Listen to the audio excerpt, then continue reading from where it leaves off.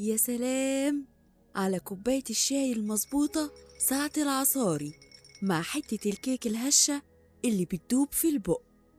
أهي القعدة دي مع كوباية الشاي هي اللي بتظبط باقي اليوم وبتعدل المزاج.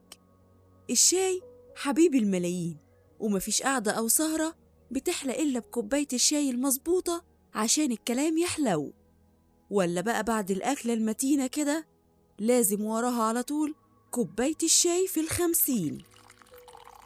طب ما تيجي أقولك إيه هي قصة الشاي وإزاي اكتشفوا الاختراع العظيم ده.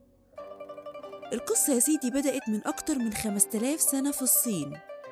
كان الإمبراطور الصيني شين نانج ماشي في أحد السهول، وقعت عليه ورقة شجر من شجر الشاي، فأخدها وحطها في وعاء فيه مية مغلية، ولاحظ إن لون المية اتغير، فشربها واكتشف إن طعمها مختلف وجميل جدا.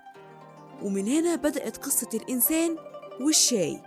وبالمناسبة كلمة شاي بالصيني معناها إنسان يقف بين العشب والخشب.